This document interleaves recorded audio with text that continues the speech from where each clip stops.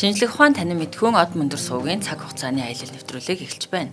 Орчуулагч, өгүүлэгч Мөнхбаатар болон хөтлөгч миний бие шин дугаар хүрэхээр бэлэн болоод байна. Цаг хугацааны аялал нэвтрүүлэг танд YouTube-ийн од мөндөр сууг, NTV телевиз болон од мөндөр радио 83.3 болон 107 дэлгэнээр хүрч байна.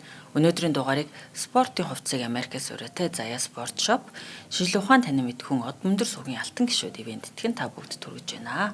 Өдрийн мэнд. За өдрийн мэнд. За өглөөний мэнд те. Өглөөний мэнд. За хоёул өнөөдөр аль цаг үеэр аялах вэ? Хизээр аялах вэ? За газар зүй хувьд ойрхон аялна. Дөнгөж урд зүгт. За Хятад улсад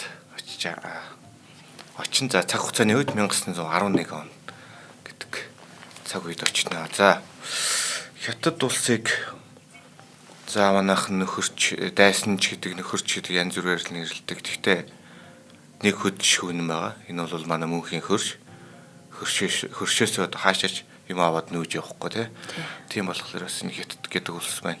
Түүхэн ямар цаг үеийг туулаад явсан бэ гэдгийг талаар мэдчих сонирхож байвал зүгээр хаа гэдэг утгаараа энэ нэвтрүүлгийг оруулж байгаа маа. За тэгээд эх 7 хоногийн цус 50 наран хүлэгчтэй Мао Цзэдун орж ирнэ. Тийм тэгэхээр тэрнтэйгээ бас агуулгаа уялдуулаад оруулъя гэж бодсон. За Синхайн хувьсгал гэж энэ 1911 онд эхлээд 1912 он 1 жил орчим хугацаатай өрнөд дуусж байгаа нэг юм хувьсгал байгаа. Энэ ямар ач холбогдолтой вэ гэхээр одоо Манжчин гүрэн гэдэг чи одоо нөгөө хуучны улс байгаа шүү дээ. Хуучин цагийн дунд зуунаас нэг холдоо гэж юм тийм байжсэн аа. Гинт ингээд одоо бүгд найрамдах Хятад улс. Хятад ард улс биш шүү.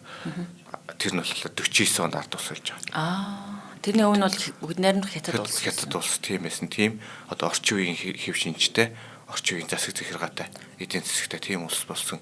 Энэ гол шилжилт явагдсан юм цаг үе байгаад байгаа маа. Тэгэхээр нэг 300 гаруй жил байсан Чингин угсаа те одоо хаан засаглаа унгаад бүгд найрамдах улс руу орсон. Тэр үеийн юм байна. Айсан герогийн 267 жил гэдэг л тийм засаглал одоо эцэс болсон юм уу байгаа маа. За Синхай гэдэг нэр нь болохоор чи одоо 1911 он гэдэг чинь одоо чи 17 дугаар жарган гэж яваад байгаа те. Тэгэхээр 15 дугаар жарны төмөр гахай жил. Энэ Синхай гэдэг нь төмөр гахай жил гэсэн утгатай юм бэл. Төмөр гахай жилийн хувьсгал. Тий, төмөр гахай жилийн хувьсгал тий. Манай ч нэг морин жил юу лээ? 90 оны ардчилсан хувьсгалагч бас морин жилийн хувьсгал энэ төр гэж бас нэрлэдэг шүү дээ. Тэр жил би төрсөн байхгүй. За, түүхэн нөхцөл байдал талаас нь ярихлаар одоо Манжчин улс маань юу болоод байгаа вэ гэдэг талаар нэг хэсэг яригдчих таарна. За, энэ Синхай хувьсгал гарахаас 70 жилийн өмнө хар тамхины дайнд ялагдсан. За, тэгээд энэ тухай амраахын хийсэн нэг цаг хугацааны аялын өмнөх хөлөглөлийн дугаар байгаа шүү дээ. Тэрийг манайхан үзчихэд өргөжлүүлээд манай дугаарыг үзэх юм бол бас их аятайхан байж цаг хугацааны логикийн хувьд уялдаатай болоод их аятайхан байж магадгүй те. За энэ одоо хар тамхины дайнд ялагдаад Нанжины гэрээ гэж одоо асар тийм шудраг бус гэрээ байгуулсан. Одоо нэг барууны улсууд Британи энэ гэсэн Европын улсууд чинь тийм бомбтууд дээр тийм асар өөртөө давуу талтай гэрээ байгуулсан. Одоо Манжчин улсад үнэхээр ашиггүй тийм гэрээ байгуулсан. За тэгээд энээс болж ер нь эдийн засаг мууданд оройтсон. За тэгээд энээс болж энэ тийм бослого тэмцэл гарах одоо өвд хаалга нээгдэж байгаа маа. За дараагийн нэг том цохилт нь болохоор Хятад Японы дайн гэж байгаа. Одоо нэг Порт Артурыг тэр хоёулаа ярихаас өмнө Хятадтай нэг удаа байлдаа туршилтын дайн хийгээд чихөө бараг ялцсан гэж ярьж байсан шүү дээ. Тэгэхээр тэр дайнд ялагдаад Тайван нөгөө Ляодоны хойгийг нөгөө Порт Артурын анхны одоо хойд зүгээс яваад хамгийн анхны бүлээн устай бомб гэж байгаа тийм. Тэр бомбыг алдсан. Ингээд энэ бол үнэхээр хүнд цохилт болсон. За хүн ном бол тасралтгүй нэмэгдэжсэн. Энд чинь тухайн үед баг юу гэдэг лөө дээ. Дэлхийн хүн амын 3-1 нэгдүүлээд гэдэг лөө 4-1 нэгдүүлээд мандч болцод байсан гэдэг. 400 сая хүн амтай. Эдийн засаг нь болохоор дөрөөтэй байдаг. Тэгэхээр эн чинь бүр хавсраад бүр аюул болно шүү дээ. За тийм аюулд тулгарч ирсэн. Энэ 1870-аад он, 1890-ад он гэдэг нэг хоёр их том өлсгөлөнгүүд болсон. За ингээд. За энэ дээр бас нэг том асуудал нэг гэвэл энэ төрийн түвшээд засгийн одоо Манжчин улсын төр засгийн тэр ноёд түвшмлүүд бүгдээрээ хар тамхинд онцсон. Одоо нөгөө киномын дээр ингээд харахад нэг уртгаас нөгөө эрэмэг өгсөн залууг гэвт ингээд хэвтцсэн нөгөө тамхиа татаал ингээд байж идэг шүү дээ. Тийм үйл одоо тохиолсон юм шиг. За тэгээд 1906 1908 гэдэг энэ хоёр онд болохоор харт амхийг хорих 2 удаагийн хууль гарч ирсэн. Гэхдээ үнэхээр огт хэрэгжээгүй. Энэ харт амхинд үнэхээр авралгүй живсэн байсан гэж төвхөн сурвалжууд дээр бичижсэн байгаа маа. Тэгээд энэ дээр бас яг нэг жиг 11 онд хувьсгал гарах хүртэл манжчин ус чи өөрөө дотроо ингээд янз бүрийн шинжилт модернизац хийх янз бүрийн арга хэмжээг бас аваад байгаа юм л да. За тэгээд энэ үед болохоор манжчин улс нэг тийм касти маягийн одоо үндэстнэр нь тогтооцсон касти маягийн системтэй. За нэгдүгürt манж үндэстэн, хоёрдугаарт Монгол үндэстэн, гуравдугаарт хань үндэстэн буюу одоо хүн амыг нэг хамгийн ихээр бүрдүүлж байгаа хань үндэстэн одоо хамгийн доод хэмжээнд авч үздэг байсан. Монгол нь болохоор хань үндэстнээс арай дээр үздэг. Монголчин яагаад гэвэл бас нөгөө дайчин ирмгийн тэгээд юу тааштай цэргийн нөгөө морин цэргийн хүч сайтай болохоор монголчуудыг ашиглах гээд бас их тодорхой хэмжээнд хань үндэстнээс л одоо дээгүр авч үздэг. Бас яг манайд болохоор түүхчид зарим нь манжийн дарал гэж нэрлэдэг. Зарим нь болохоор наач манжийн дарал бишээ зүгээр манжийн оёрхол гэж авч үзээд байдаг ч юм уу нэг тийм ялгаатай үзэл бодлууд байдیں۔ Тэгэхээр ямар ч гэсэн хань үндэстнээс бол дээгүр байсан байна. За энийг болохоор тэгш хэрэгтэй болгох гэж тийм модернизацийн арга хэмжээ авч ирсэн. Энэ чинь нэг орчин үеийн нэг репабликууд бүгднийхээ улсууд дэлхийн тэнд ингээ гараад ирсэн байгаа учраас тэрийг дагаад нэг орчин үеихгүй болохгүй гэдэг нэг иймэрхүү арга хэмжээ авч ирсэн байгаа тийм. За тэгээд улс оронд оройтно гэдэг чи одоо хүнээр бол дархлаа нь муудна л гэсэн үг шүү дээ тийм. За тэгэхээр хүн дээр бол яар шарах гарна гэдэг шиг одоо улс оронд бол энэ тэнд бослох тэмцлүүд гарч ирсэн. За энэ дээр бол зөндөө том бослогод болж ирсэн тайпингийн бослого гэж гараад тэн дээр 20-с 30 сая хүн амир өгцсөн тийм айхтар бослого болж ирсэн шүү дээ. За энэ дээр нэг сонирхолтой манай нөгөө Чингис хааны дүү Хасрын 26 дугаар үеийн удмын Сэнгэрэнчин гэж ноён тэр манжийн талд очиж байлж исэн мэт юм бэл. Энэ тайпингийн бослого тэр. За тэгээд өөр нэг боксерийн гэдэг чинь одоо нэг нудраган зодонч тийм бослого. За тэгээд нэг тэнгэр газрын нийгэмлэг энэ төргээд тийм бослогод гарч ирсэн. Эдгээр гэхдээ нэг синхан хувьсгалтай нэг хамаагүй. Яг гэвэл эднэрийн чинь өөрсдийн зорилго нь Мингис сэргэн гэж байгаа байхгүй. Тэгэхээр тийм бүгднээр тус байгуулах сонирхол байхгүй. Тийм. Тэгэхээр тэр хувьсгалтай бол нэг хамаагүй бич. Зөвхөн манжчин улсын мөхлийг л ойртуулах гал яриад байгаа юм л да тий. За тэгээ ийм зөндөө бослого гарч ирсэн ч гэсэн манж болохоор барууны улсуудын ингээд дэмжлэгтэй зэвсэг техникээ ингээд бас ингээд орчин үеижүүлээд яваад байгаа учраас ингээд бослогуудад дараад байгаа. Гэхдээ энэ эцэст нь болохоор энэ улс орон үнэхээр бас балгас болж хөвөрсөн л да. Эдийн засгийн бааз суурин сүрсэн. За тэгээд энэ хугацаанд ч бас хойд зүгт Нянгийн бослого гээд гарч байгаа. Баруун зүгт болохоор Шинжаа уугар, Гансу, Юннань гэнуудад энэ нутгуудад мусульманчуудын бослого гэж гарч байгаа. Энэ мусульманчуудын бослого чи явсаар хагаад одоо 60 70 жилийн дараа Дорн Туркестан гэдэг улс одоо нэгдүгээр Дорн Туркестан гэж улс байгуулагдаад нэг 10 орчим жил тогтносон. Тэгтээ тэр чинь хүлээн зөвшөөрөгдөх нь бол өөр асуудалтай. Хоёрдугаар Туркестан гэж бас нэг улс байгуулагдсан. Чинь нэг Хятадын одоо баруун хязгаар дээр мусульманы улс байгуулагдах гэдэг шүү дээ тий. Тэн дээр нөгөө хазгаар шар Оспан гэсэн нөхдөг чинь Оспан Баатар гэж бас нэрлээд байдаг. Гэхдээ яг Баатар байсан үгүй тий. Тийм хүмүүс одоо тэр төвхтэй ч бүр холбогдож явж байгаа байхгүй энэ мусульманы бослого тий. Хятад ер нь байсхийгэл задарчих гал гэдэг л улс л та. За тэгээд үнэхээр бослогуудаа дарж чадсан. За тэгээд орчин үеижүүлэх арга хэмжээнүүдийг авч ирсэн да. Энд болохоор нэг тийм за би хятадаар яг юу гэж хэлхийг мэдэхгүй. Self improvement movement гэдэг юм уу. Тэр нь дотоодыг бэхжүүлэх хөдөлгөөн гэх юм уу те. Өөрийгөө гэхээс гадна дотоодыг гэдэг хэлжүүл зүгээр бах те. За цэрэг зэвсгээ сайжруулсан янз бүрийн орчин үеийн усан боомтуудыг байгуулсан, орчин үеийн сургууль байгуулсан. За энэ үед Хятадын хамгийн анхны их сургууль Тянжны их сургууль байгуулагдсан. Энд чи одоо Бадрагуулт төр гэж хаан одоо манжин хаан байгаа шүү дээ. Тэгэхээр Хятадын анхны сургуулийг Бадрагуулт төр хаан байгуулж исэн байх нэ. За тэгээд өөрийн усан онгоцуудыг өөрсдөө хийж өгсөрч авж байгаа орчин үеийн винтовтой болж байгаа. За тэгээд нөгөө жижиг төмөр замууд энэ нэг төмөр замууд нь нөгөө улсын томоохон төсөл гэхээсээ илүү одоо орон нутгийн янз бүрийн одоо бизнесмен гэх юм одоо гэхээр те тухайн томоохон худалдаач наймаач хүмүүс нөгөө жижиг юунууд тавьдаг энэ тэнд ингэ жижиг төмөр замууд тавьдаг одоо зурус газар зам зөвхөн өөрөө нөгөө арилжаа худалдааны одоо ашиг сонирхолт тий. тийм төмөр замаа тавьдаг гэсэн. Ер нь энэ төмөр замаас ер нь энсийнхаа хувьсгалыг эхэлсэн гэж үзэж болохоор байгаа. Тэгжээр нь хожимгүй алах юм. За тэгээд улс төрийн хувьд бас ингээд ерөөхдөө хагаралтай болж байгаа. Нэг тал нь уламжилт күнзийн талаа баримтлаад байдаг. Нөгөөх нь болохоор өрнийн шинтгэгч үзүүлэлтнүүд гэж ингэж манжичин улсын төр хоёр хуваагдсан байгаа даа. За манжич эн чинь бас нэг гүрэн шүү дээ, тийм. Гүрний байдалтай үзэл суртлын хувьд өнөхөр хоцрогдсон байсан. Хуучин дунд зууны үедээ бараг үлдсэн байсан. Тэгтэл одоо дэлхийд ихэнд янз бүрийн шинэ үзэл суртлууд гараад ирсэн байсан. За Америкийн нэгдсэн улс, Европ, Японд сурсан хүмүүс одоо манжичин улсад буцаж ирээд одоо дэлхийд ихэнд чи юм болоод байна. Марксизм гэж тийм байна. Социализм, коммунизм, ардчлал, капитализм гэдэг энэ бүх ойлголтууд чинь одоо дэлхийд ихэнд дэлгэрээд байгаа юм байна. Бид нар одоо энэ одоо дэлхийд дахны давалгаатай хамт хөл нийлүүлж явах хэрэгтэй байна гэдэг. Жан Жак Руссо, Томас Жефферсон, Маркс гэсэн одоо тэр хүмүүсийн янз бүрийн зохиол бүтээлүүд, үзэл сурталын бүтээлүүд одоо хятад хэвлэгдэж гарч ирсэн. Ер нь хувьцгалч ер нь хэвлэлээр л явт юм байл шүү дээ. За тэгээд тэрнээс гадна нөгөө дид үтцээр цахилгаан холбоо одоо гэж жижиг төмөр зам гэсэн түрүүн ярьжсэн тиймэрхүү дид бүтцийн өөрчлөлтүүдийг хийжсэн. За энэ дэр нэг чухал хүн гарч иж байгаа. Манайхан зөндөө сонсч байсан баг.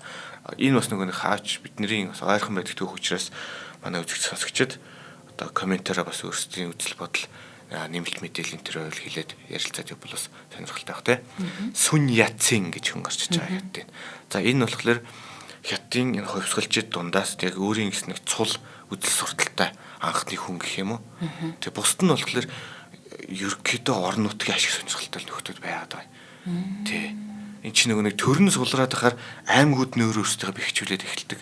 Тий одоо тийм байна. Тий тийм болох гэдэг. Тэгтэл энэ дээр яг одоо хятад улс цаашдаа ямар замаар замнах ёстой вэ гэдэг тал дээр нэгдсэн одоо цогц үзэл бодолтой хамгийн одоо тэргүй хамгийн ил тод илэрхийлсэн гэх юм уу те. Тэр хүн бол энэ Сүн Яцин гэж хүн гарч ирж байсан. За хувьсгалын тэргүй манлаа гэж ер нь энсэн хаан хувьсгалын тэргүй манлаа гэж яригддаг. Эмчээр сурч исэн. Эмчээр сурчдаг гэсэн эмч хүн гэж явж байгаа. За тэгээд анх энэ нөгөө Хавайд нэг Америкийн Хавайд нэг семестр сурсан гэдэг үлүүд энэ бас нэг үзэл суртлын асуудлаас болоод нэг цөллөгдөд тийм ингээ байж байгаа та. Одоо христийн шашныг их сонирхоод тахлаар нь тэнд ах нь гэдэг үлүүдээ ингээд жирн болоо энэ юу хятад Аз руугаа буцаа гэд тэгээ буцаага явуулсан. Тэгэд хувьсгал хийх анхны санаагаа бүр энэ Хавайд байхдаа санаачлаад бүр нийгэмлэг энэ байгуулад явж исэн ийм түүхтэй мэлээ. Тэгэд энэ юу юуны цаг хугацааны аял нэвтрүүлгээр бишээ бидний мэдхгүй дэлхийн нэвтрүүлгээр нөгөө жүүдүүдийн тухай ярьж байхад хятадуудыг Азийн жүүдүүд гэж ярьжсэн байхгүй. Тэгэхээр эдгээр чинь хаа очисан газараа хөлөө олоод баяжаад ингээ явчдаг учраас энэ хувьсгалыг ер нь гадны маш их дэмжлэгтэйгээр хийж байгаа. Тэр нөгөө тий цагаачлж очиж амьдарч байгаа хятадууд чинь цаг үетэйгээ илүү ойр байгаа шүү дээ тий. Одоо бид нар хятадыг ингэж л өөрчилж ингэж л сайжруулахгүй болохгүй мэн гэсэн тийм маягаар ер нь явагдаж байгаа юм лээ. За цаг хугацааны аялал нэвтрүүлгийн өнөөдрийн дугаарыг спортын хувьцааг Америкээс ураатай Zaya Sport Shop ивент тэтгэн та бүгдд хүргэж байна. Хэрв та дэлхийн алдартай Nike, Under Armour, Adidas, Vans, Timberland болон The North Face, Sorel, Ralph Lauren, Polo зэрэг брэндүүдийн спортын хувцас болон өдөр тутмын хувцас хэрэгэлдэг байгаад Монголдо энийг хамгийн хэм дүнээр худалдаж авахыг хүсвэл Zaya Sport Shop-д очиход болох юм байна. Zaya Sport Shop бан бүх бараагаа Америк нэгдсэн улс болон Англиас авчирдаг. Тийм учраас бүх бараа нь баталгаатай оригинал гэдэгт та эргэлзэх шаардлагагүй. За Zaya Sport Shop-ийн дэлгүүр нь нисдэг машины замын эсрэг талд маргад төв Zaya Sport Shop гэсэн том хаягтай байгаа юм байна. Мөн Facebook хаяг нь Zaya Sport Shop, холбогдох утасны дугаар нь 88-9192 88-9192. За тэгээд өнөөдрийн дугаарыг ивент итгэсэн. Энд чинь манай нөгөө спорт хөтлөх заяагийн дэлгүүр байхгүй. Тийм шүү дээ. Тийм бид нар ч гэсэн өөртөө хэрэглэх, хүүхдүүдэд хэрэглэх гутал хувцас эндээс авдаг байгаа шүү. За яг ч одоо миний шүтдэг хүн шүү тий. За баярлалаа. За баярлалаа. За энэ тэр Хавайд анх байгуулж исэн санаачилж исэн тэр хөдөлгөөн нь болохоор хятадыг мандуулах нийгэмлэг гэдэг нэртэй. За энэ нэг урайн за би хятадаар нэг хэлэх гээд үзье ямар шүү юм болох нь. Чү чвэ даала хуй фу жонхва гэж. Гоё л хэл. Надад бол их л гоё их шиглэнтэй сонсогдлоо.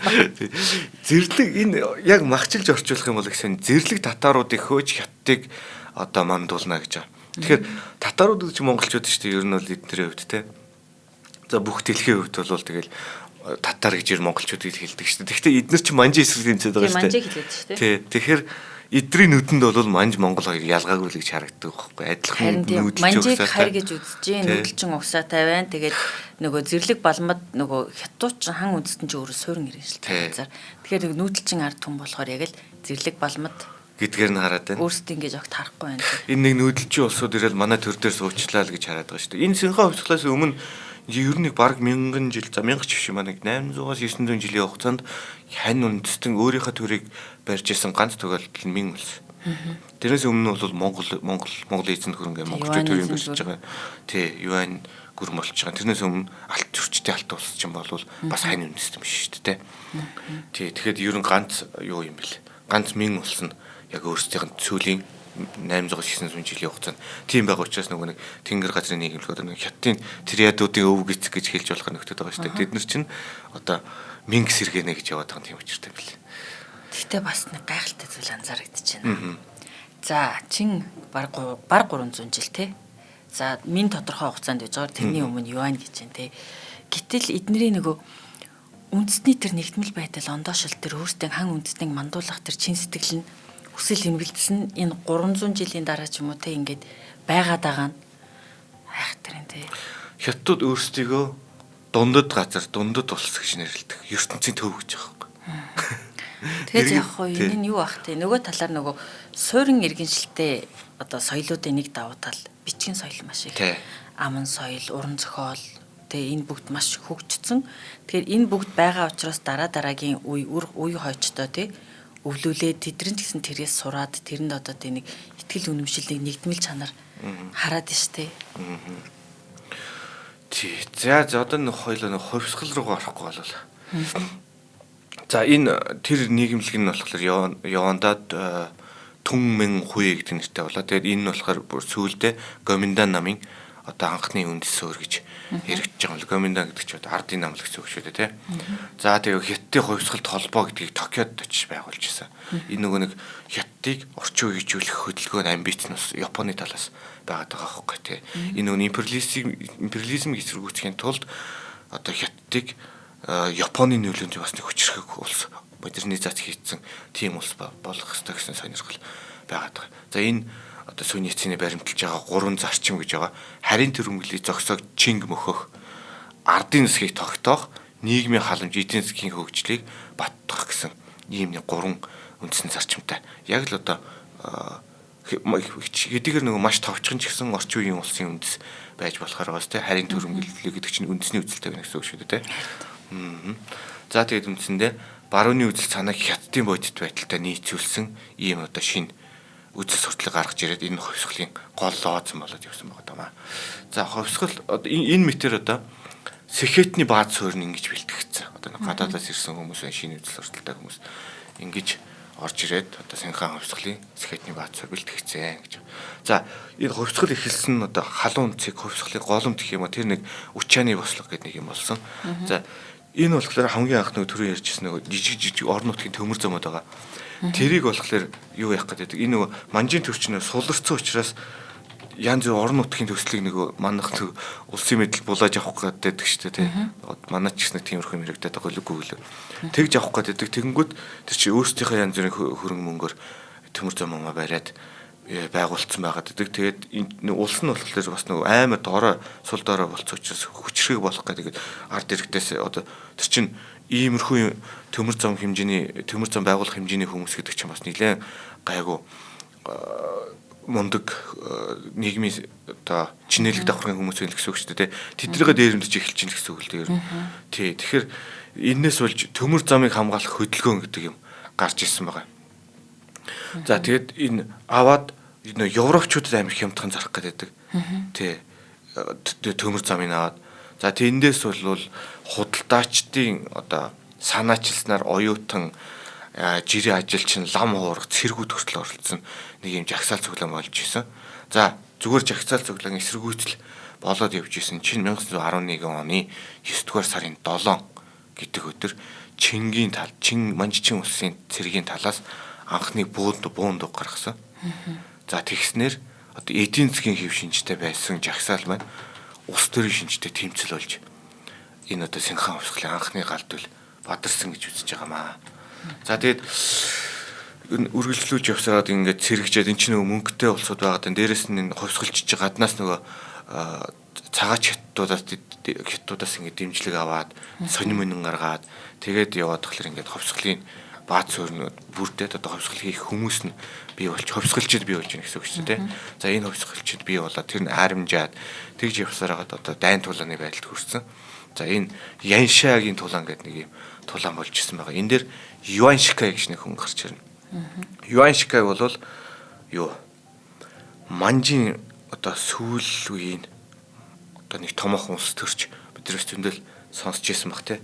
Энэ одоо Манжин дээр циши хатантай их тийм ойр дотн ажилдаг 2 удаа баг ингээд би одоо улс төрийн тавцангаас гарлаа гэд гарч ихтэй эргүүлж дуудагдчихсэн. Одоо ялангуяа Яншаа Учааны бослого Яншагийн тулаан дээр энэ Юаншикаг оролцуулах гэж одоо тэр гэртээ амарч юмэр сууж байгаа хүнийг дуудаж авчирсан тийм нэг юм Юаншика гэдэг хүн байгаад байгаа.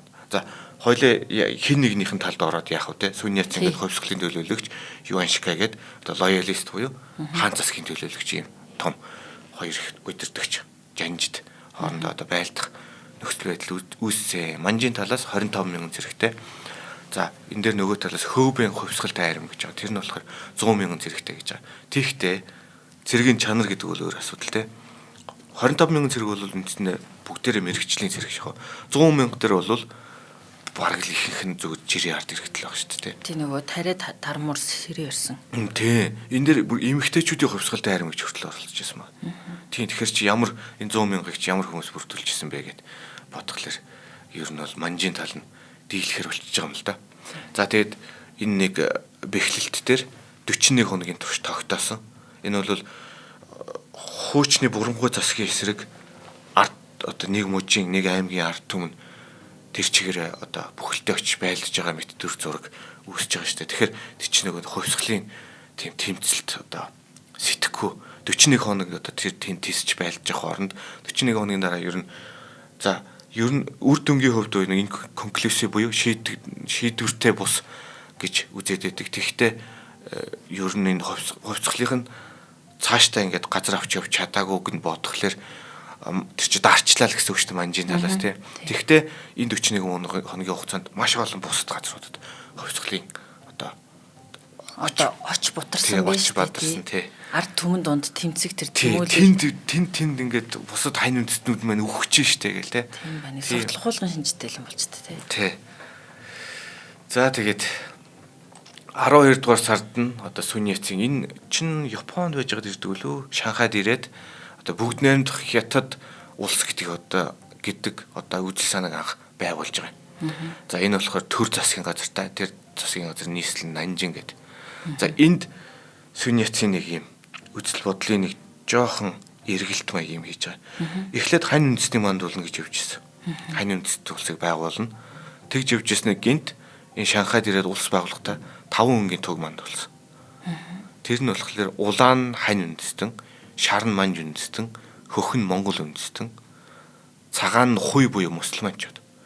Харан төвд энэ 5-ыг нийлүүлсэн улсыг байгуулна гэж амбицлж эхэлсэн байхгүй Сүньяцын энд. Тэр чи одоо манж чинь үнэхээр энэ 5 үндэстнийг агуулах хувьд агуулсан байгаа. Манж унлал бол тэрч бүгдийг хамж авах болцоо үүсэх учраас тэгж одоо амбицлж эхэлсэн байгаа юм л да. За ингээд одоо төр засгийн газраа байгуулсан. Одоо тэгэхээр нөгөө нэг олон улсад хөргүүлнэ штэ. За манайх одоо ийм улсыг байгуулсан шүү. Тэн дээр ч нэг тийм огноо байна да. Тэр чи одоо нөгөө хуучны Манжийн тэр хааны тэтгэр омон гэсэн байж болохгүй штэ. Одоо нийтийн тооллоор явах хэрэгтэй шүү дээ. Тэр юулийн хуанлыг. Тий, юулийн хуанлыгаар явахлаар тэрэн дээр 1910 12 оны 1-р сарын 1 гэж байгаа. Энднээс яг 3 хоногийн өмнө 11 оны 12 дугаар сарын 29-нд Монгол улс богд хаант улсыг зарлж ирсэн. Амар мэдээлэлтэй байгаа Монгол. Тэгэхээр энэ Монголын тэр үеийн ноёдыг даалам цэрэнжим тэргүүтээ ингээд нөгөө төрийн ноёдууд байгаа шүү дээ, тэ. Малаавтар энэ төр гэдэг хүмүүс. Тэд бол амар мундаг мэдээлэлтэй байсан шүү. Тийм байх. Хаалсан хараад. Тий. Төрүүлж тогтос 3 хоногор төрүүлж тусгаар тогтнолоо. Зарлж авахгүй. Энд дээр ч бас нэг сонь юм байд нөгөө бид нар ч манжтай нөгөө цэргийн холбоотой шүү дээ. Тэгэхээр ямар нэгэн дайсан халтан довтолж за хард эмэгний дайн дээр ч тэр энэ хувьсгал дайн дээр ч тэр за ялангуяа энэ хувьсгал дайн дээр бид нар ч нөгөө бүр ялагдаад нөгөө хориотой хот мот руу ороход хүрчихэж байгаа шүү дээ. Тэгэхээр тэн дээр монголчууд нэг туслах гэж очсон байт юм энэ тэр. Тэгээ очингуудаа нэг жоохон орой очиод нөгөө одоо хаалгуудын нүдэд хүн хариулахгүй болохоор за бид нар ямар ч ирсэн шүү гэчихэд буцаа явуулсан нэг тийм сонирхолтой түүх байдаг шүү дээ. Ялагдах нь ойлгомжтой болсон. Тэднэрт манжууд ч өөрсдөд нь баг нэг хамаагүй болсон. Бид нар бол дүүрсэн гэж суужсэн байх магадaltaй л гэсэн тиймэрхүү дүр зураг харагдаад байт. За энэтэй харьцуулахад төвдийн ласт манжчин гүрэн унсан мэдээл 2 жилийн дараа очиж байгаа шүү дээ. Тэгэхээр үнэхээр бид нар мундаг мэдээлэлтэй. Тийм байна. Энэ бол яаж тохиолдол биш ээ, тий. За тэгээд Монголын түүхтэйгээ жоохон уялдуулаад бодоход энэ үед Сандо Аман гэж хүн манжаас одоо Монголыг төлөөлж сууж исэн. Тэр уг нь монгол хүн л дээ. Сандо гэдэг нэртэй хятадчсан монгол хүн.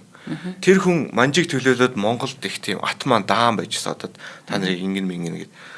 Тэгээ нэг өглөө болсон чи улс нь байдгүй.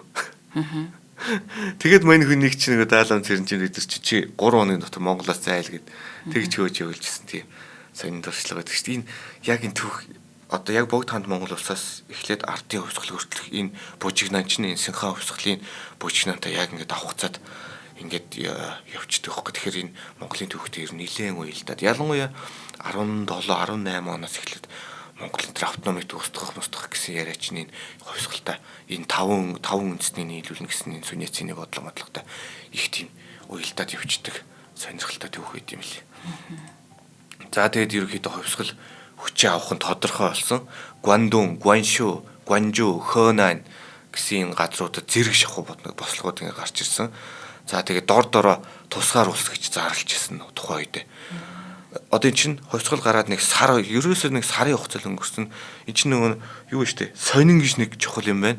За тэгээд жижиг төмөр замууд гэдэг нэг чухал юм байна. Тэгэхээр чинь мэдээлэл амар хурдан тардаг болсон. За энэ телеграф болвол нэг цахилгаан холбоо болвол бүр манч Чин улсын үед байгуулагдсан байсан. Тийм тэгэхээр мэдээлэл хурдан тараад хувьсгал гэдэг чинь ингээд айгу хурдан өрнөжж штэ тэ. Сарын дараа буюу 10 дугаар сарын байдлаар Хятадын газар нутагт 20 гаруй жижиг бүгд найрамдах улсууд байгуулагдсан байсан гэж. Одоо Хятадын газар зүрх амар олон өнгөтэй ингэ жижиг улс Европ шиг болсон байна гэдэг. Тэгээд бот төсөөлөд үзэхлээр их тийм сонирм байгаа. За одоо эднэрийг чинь буцааж нэг үзэл сурталаар нэгтгэх асуудлууд яригдчих эхэлнэ. 11-р сарын 1-нд Хөбэй, Хонан, Жанши, Анхуй гэд энэ одоо аймгийн хувьсгал төлөөлөгчд Учаан буюу хувьсгалын анхны дөөл Бадарсан газарт уулзаад бүгд найрамдах Хятад улсыг байгуулж Сүньяциныг төр засгийн газрын ерөнхийлөгчөөр санал нэгтэйгээр томилвоо. За энэ болохоор яг энэ хугацаанд бас нөгөө нэг Юаншиктай байлдсаар л байсан. Үндсэндээ цэргүүд нь гадаа ингээд байлж идэг. Нөхдүүд Нанжинд суудсан үндсэн хуулиа биччихсэн байхгүй. Тэгэхээр тийм маш амар хурдцтай өрөөс. Энэ юус нэг жилийн хугацаанд болоод өрнөсөн хувьсгалч одоо хуучин цагт хэдэн жил өрөлтийн өрнөдийн 5 жил 10 жил өрнөдөг ч юм уу те. Тэгтэл одоо энэ нөгөө орчин үе их гэдэг утгаар их тийм хурдан өрнөд байгаа юм л. Энэ үе чинь нөгөө юу штэ.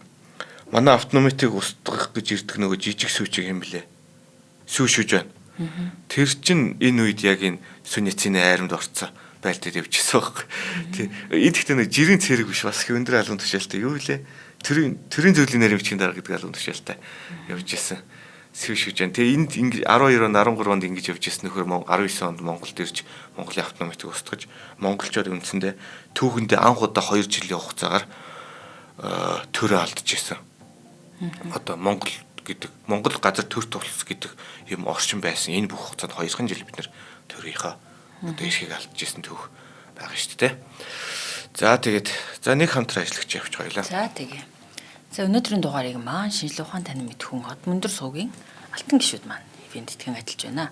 За шинжилгээ ухаан танин мэдхүү од мөндөр сууган маань бид нар 24 оноос эхлэв те.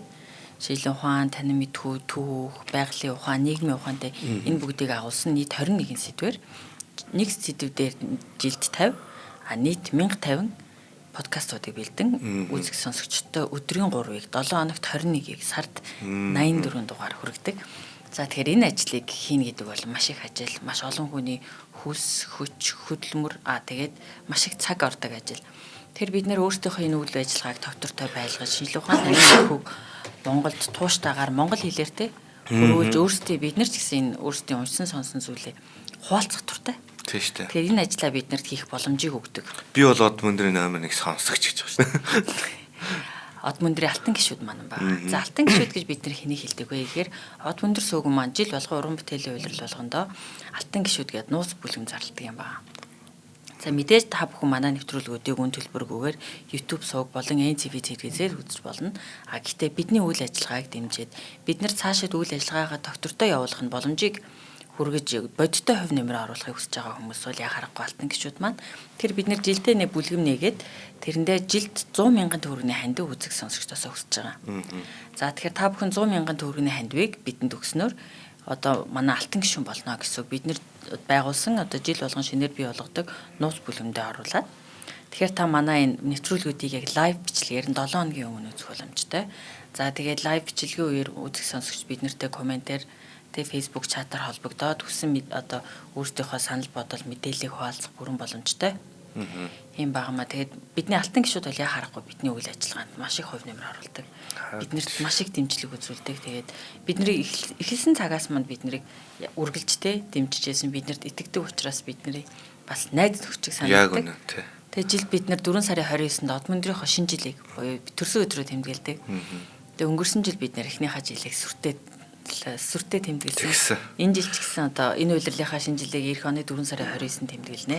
За тэгэхээр мэдээж алтан гишүүд маань энэ үйл ажиллагаанд ямар ч нэмэлт төлбөргүйгээр орох боломжтой байдаг юм аа.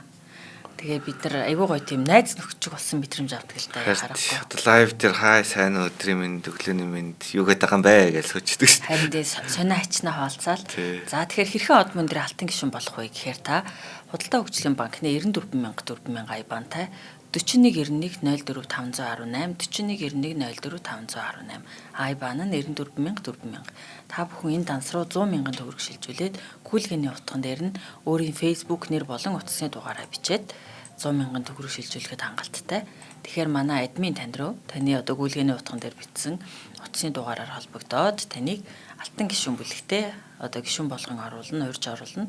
Та тэгээ бидэнтэй цаг алдалгүйгээр бидний лайв нэвтрүүлгүүдийг хамгийн түрүүнд үзэж сонирхоод мэдээж шинэ жилдээ оролцоод тэгээ хамгийн чухал нь бидний үйл ажиллагааг дэмжиж шинжилгээ ухаан таны мэдхүүг монгол хэл дээр хүргэх энэ хөлсөд хувь нэмэр оруулж байгаамаа. Нэг нэвтрүүлэг 100 төгрөг гэж байгаа шүү дээ. Харин тийм тий. За алтан гишүүдтэй баярлалаа. Алтан гишүүд маань олон байгуулдаг бай. За тэгээд үндсэндээ энд юу хувьсгал манж үнэхээр хитрхи дор очсон байсан учраас ингээд газар нутаг аймагуудаа ингээд алдаад тэгэд яг хувьсгалын үйл ажиллагаа тэр яншагийн тулаан ингээд тэрийг стооцвол ерөөхдөө нэг хүн амын хохирол эдийн засгийн хохирол гарцсангүй гайгүй энэ нөгөө тусдаа ингээд ус байгуулчаад байгаа тэр аймагуудыг эргээд нэг үзэл сурталаар ингээд нэгтгэж авахд ер нь харцсангүй гайгүй байсан. Одоо энэ чинь зарим аймгийн одоо засаг дарга гэх юм уу тий. Амн засаг ноён тэр улсууд чинь тийм үү шинэ улс байгуулагдаж байгаа орой ингээд явчихж байгаа тийм маягтай хэлбэртэй ер нь явчихж байгаа тий. Асар хүчтэй тэмцсэн бол энэ чинь олон жил цус асгах юм шүү дээ тий. За тэгээд ийм үйл явдлууд болж байгаа юм. Энэ хамгийн гол аюул хамгийн гол одоо задрал хүн амын хохирол эдийн засгийн дөрөйтөл тэр бүх юм нь хувьсгалын дараах жилүүдэд одоо энэ бүр сүүл рүүгээ Мао Цзэдуны үе хүртэл тэр одоо хамгийн гол аюул нь ер нь явагдаж байгаа юм л. Одоо Маогийн дугаарыг битгэхэд хамаг сайнараа бэлтэж байгаа л орох гээл. Тэгээ судлаад тахлаар ер нь энэ баг Гитлерээс жилийн нүгэлтэй хүн юм шиг санагдчих эхлэх юм бил.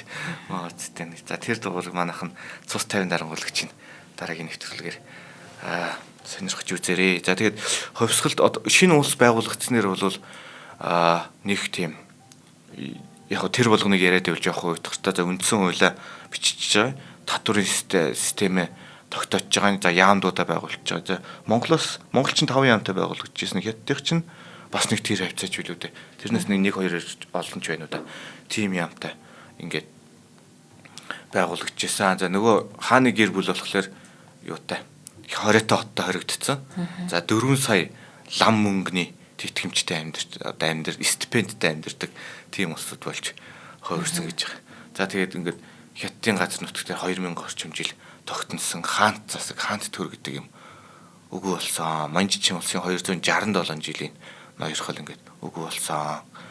Нэгээр энэ дэр нөгөө юу хэлэхгүй алгасаад явцсан байна. Юаншикай гэдэг нөгөө нэг юуны Манжийн улс төрч цэргийн генерал байгаа даа шүү дээ. Энэ одоо за ховсголт үзэл санаа байж болно. Одоо орчин үеижүүлэх шинтгэх сэтгэхүй юу байж болно. Үзэл санаа байж болно. Тэгэхдээ эцсийн нүдэ бүх хэмжээ цэргийн хүчнээс хамаарна шүү дээ. Тэгэхээр гол энэ Манжийн баруунжсан арим гол тэр Бэянгийн арим гэж нэрлэдэг байгаа. Тэр арим чинь Юаншикийн талд байгаа байхгүй. Тэгэхээр Юаншика хинтэ Сүньяцинтэй тохироо хийсэн байгаа. За одоо нэгэнтээ манай улс орчин үеийнхээс өөр аргагүй болсон нь үнэн.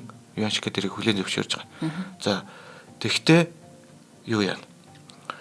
Төр засгийн газар одоо ингээд татан болгоод үндсэн засгийн газар байгуулна штэ. Ерөнхийлөгч нь бий болъё. Чи буучгаа гэсэн байгаа Сүньяциныг. Тэгэхээр Сүньяцинд өөрт нь цэргийн хүч байхгүй. Тэр ард түмний цусыг барж дуусалтай биш таа бас хэцүү үстэй чинь тийм. Тэгэхээр Юаншикийн хийснийг хүлээн зөвшөөрөөд тэгээд одоо яг Хятадын анхны ерөнхийлөгч Юаншика гэж авдаг байхгүй. Манжин ноён. Тийм байна. Тэг. Их тийм соёно шүү дээ. Тэгээд 1912 он гэдэг чи одоо хувьсгалаас яг 1 жилийн дараа хавраас нь эхлээл дэлхийн улс орнууд хамгийн түрүүнд Япон Хятадын бүгд найрамдах Хятад улсын тусгаар тогтнолыг хүлээн зөвшөөрсөн. Олон улсын давцан дээр одоо эрх зүйн субъект мөн гэж үзсэн. За тэгээд жилийн дараа сонгуул болоод Гоминдан нам нийт одоо асуудлын 3/2-ыг навсан гэдэг. Ингээд парламент нь байгуулагдаад явчихж байгаа юм лээ. За одоо түрүүн хэлсэн Юаншикийн гол хүч нь болохоор Бэянгийн айрам гэдэг байгаа. За Гоминдан намын одоо шинэ реформ хийхлээр чинь нөгөө засгийн газар төр засгийн бүх салбар дээр реформ хийгдэж шүү дээ. Тэгэхээр тэр нөгөө Юаншикийн эрх мэдэл, армийн эрх мэдэл ер нь ерөөхдөө хомигдох тал руугаа орох гэсэн байгаа. Тэгэхээр яванда за нэг 4 жил ерөнхийлөгч суулгачаад нөгөө Юаншикийг зайлуулах гэдэг юм шиг. Дээрэс нь энэ Юаншика за яг үнэхээр шинтгэгч үзэлтэй хүн байсан бол би 4 жил суугаад буухад яах вэ гэж бодсон шүү дээ. Тэгтэл Юаншика хийхгүй байгаа. Энэ үнэхээр л бас хаант засгийн их өндөр настай. За чинь 67 настай байдаг үл юу. За хандуурсан байж магадгүй шүү. Ямар ч сан тэр хавцаа наслсан. Тэгэхээр нэг тийм хуучин засгийн хуучны үзэлтэй феодал ноён учраас 4 жил суугаад буун гэдэг төсөөлөхгүй байгаа. Тэгэд тийм байдлаар одоо зөрчил үүсч эхэлсэн. За хувьсгалын нэг одоо том удирдахч байгаа. Сүнжаавар ингээд энэ одоо ерөнхий сайд болох гэжсэн хүнийг одоо амь насын хөнөөсөн одоо улс төрийн аллаа болж эхэлсэн. За энэ дээр бол шууд Юаншикийг сэжиглэж байгаа юм л да.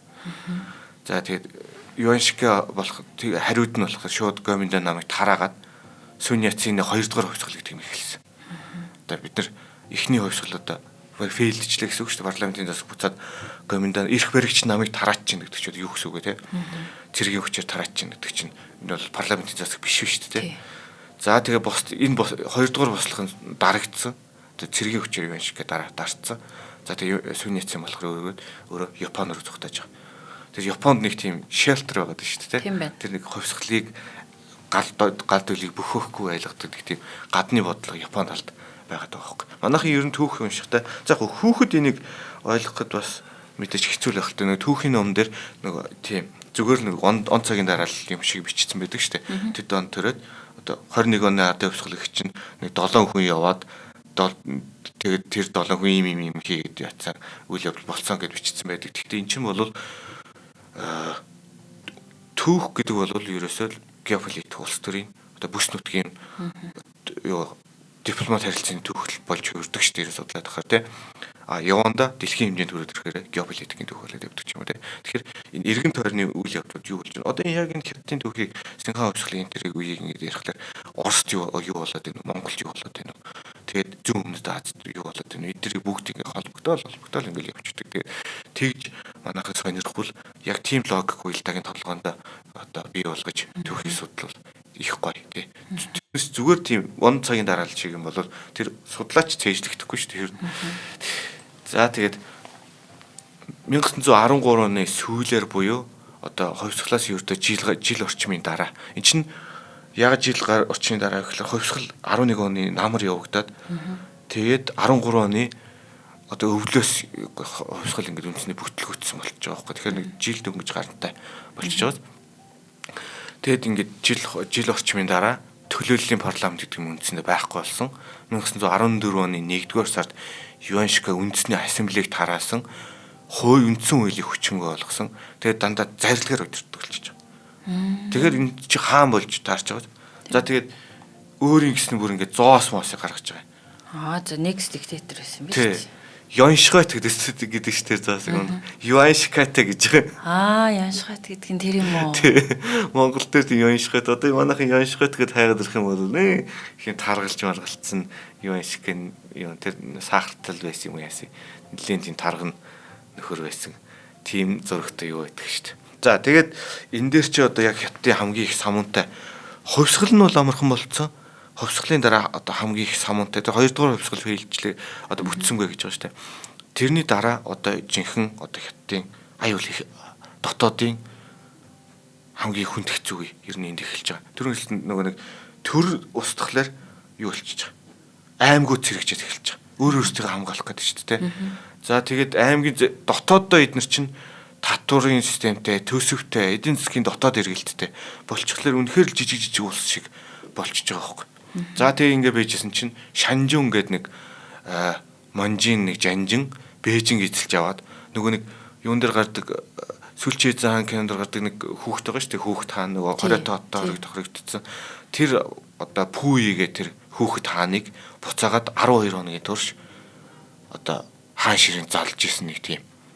Эргээд нэг 12 хоногийн хугацаатай хаан засаг тогтж исэн нэг тийм түүх байгаад байгаа. За тэр хаан засгийг болохоор Анхуй бүлгийн Дуанчиро гэдэг нэг жанжин орж ирээд одоо тэр 12 хоногийн хугацаанд тогтож исэн хаан засгийг унгаасан. Үндсэндээ бол Монголд эргээд нэг хаан засаг сэрэх гэж яхад одоо ямар ч үгүй Дорноговь аймгийн нэг нөхөр орж ирээд Дорноговын засгийг тогтоож байгаа юм. Энэ ямар нэг үзэл суртал байхгүй тэр. Дандаа орон нутгийн ашиг сонирхолтой тийм бүлгүүд Анхуй бүлэг, Жилийн бүлэг, Финтиан бүлэг гэдэг ингээд дандаа тийм бүлгүүд гараад ирчихэж байгаа юм. Тэгэхээр анхны тэр одоо 1911 онд гаргаж ирсэн тэр хувьсгалт үзэл санаа, тэр хятадыг нэгтгэжсэн үзэл санаа бүгдээ ер нь байхгүй болчихж байгаа. Дандаа ингээд ашиг сонирхлын бүлгүүд бий болчихж байгаа. Энэ чинь их олон жил 20 хэдэн жил үргэлжилж байгаа. Одоо нөгөө чинь явсаар хагаад одоо дараагийн дугаар ирэн баг тэрийг ярьчээ гэж бодож байна. Маогийн одоо хийсэн тэр хувьсгал, соёлын хувьсгал иргэний даймаа ингээд тэр үед байгаа шүү дээ. Тэрийг судалж хагаад за хуваах хэрэгтэй байгаа даа эсвэл нэгтгэхэд ярьчих болохоор байна уу. Тэрийг харж хагаад ер нь ярьчих гэж бодож байна. Нэг mëсэн хоёлаа гүйцээгээд те. Тэр тэн дээр одоо нэг талд Гоминдан нам буюу ардын нам, нөгөө талд коммунист нам гэдэг одоо үндсэн хоёр урсгал үүсэх хүртэл ингээд жижиг бүлгүүдийн хоорондын тэмцээн. Энэ Монголд бас айгүй төвхтэй үйл явдал болж исэн байхгүй. Яг тэгвэл юу нэг эрхцээ субъекттай юм ярьж тохироод тэргээ мөрдүүлэх гэтэл ардталтан засгийн газар нь унцдаг. Зөв шүжин бас тэгсэн шүү дээ. Тэгээд тэр чи одоо энэ дээр яг нөгөө нэг 19 оны тэр автономит унгах Монголын автономитыг унгах тэр яриа хэлцээр явж хахад Монголын үед тэр бас нэг тийм ажиглагтаад байгаа байхгүй. За харахад бол чиний миний цайлан байгуу чиний цайлан их байна гэж Монголын үед хоорондоо маргалдаад байгаа юм шиг харагдаж байгаа юм. Тэгтэл за миний харж байгаагаар бол Монголын үед цаг хожоод байгаа юм шиг харагдаад байгаа юм да. За байж наа чин засаг нь одоо үн чин өнөө маргааш үн чин гэд ингээд Монголын үед хүлээгээдсэн юм шиг харагддаг байхгүй. Миний хувьд л тэгж бодогдоод байгаа. Оростой бас тиймэрхүү юм их болж ийсөө. Очоод хаан засагтай хилцэр хийчээд ирсэн чинь Монгол руу баг ирж байгаа хооронд нөгөө хаан засаг нь унждаг ч үлээ. Тиймэрхүү юм. Тийм ус геополитикийн тэнцвэр алдагдсан, баланс алдагдсан тиймэрхүү асуудлууд ер нь Монголын иргэн тойронд их гарч ирсэн юм бэл. За цаг мэн дууссан юм тий. Дараагийн нэвтрүүлгээр яг хоёлаа тэр Маогийн тэр хувьсгалуудын талаар аль нэгийг сонгож байгаа. Эсвэл багцлж болохоор байвал багцлаа тэгээд ирээ тий. За тэгээ баярлалаа. Маш сонирхолтой дугаар байлаа. Яг нөгөө ойрхон хөршөс болохоор аягүй сонирхолтой санагдсан. Тэгээд нь маш юм эмзэг нюансуудтай зүйлүүд ингээд манай хоёр хөршд болж байсан, манад болж байсан үйл явдлууд те аль альнасаа хамааралтай яаж жиргэж болохоор гэтээ тухайн үеийн те одоо манай удирдагч төр засаг ноёд бас хичнээн мэрэгэн ухаантай байсан би алсын хараатай байсан бай гэдгийг бас. Тий, даа лам гэл лам гэхэр ламл гэж төсөлөд тэр чи улс төр мундаг улс төрч байсан шүү. Гэх мэтчлэн тий. Эсвэл Монгол гэхэр лам уу малчин уу гэж төсөлдөг гэсэн үгүй. Тэд нар бол мундаг хүмүүс байсан тий. Тийм байна. За. За ингээд та бүгдэд шинжлэх ухаан танин мэдхүн од мөндөр суугийн цаг хугацааны аялал нэвтрүүлэг хүрлээ. Дугаарыг орчуулагч, өгүүлэгч Мөнхбаатар болон хөтлөгч миний бие хүргэнд хүргэлээ. Та бүгдэд цаг хугацааны аялал нэвтрүүлэг танд YouTube-ийн од мөндөр сууг, NTV телевиз болон од мөндөр радио 83.3 болон 107 дэлгэнээр хүрлээ. Өнөөдрийн дугаарыг спортын хувцсыг Америкээс ураатай Заяа спорт шоп мөн шинжлэх ухаан танин мэдхүн од мөндөр суугийн алтан гишүүд ивент итгэлээ. Баярлалаа. Дараагийн дугаараар уулзъя. За баярлалаа.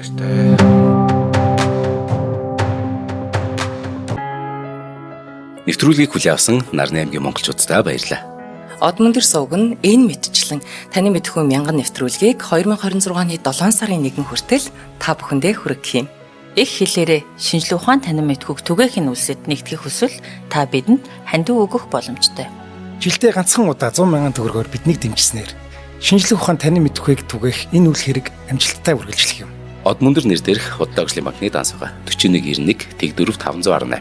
Та 100,000 төгрөгөө шилжүүлэхдээ гүйлгээний утга дээр нь өөрийн нэр болон утасны дугаараа заавал бичээрэй. 100,000 төгрөг хандсанаар од мөндөр сувгийн алтан гишүүн болох юм а. Шинжлэх ухаан танин мэдхгүй Монголд ялах болтугай.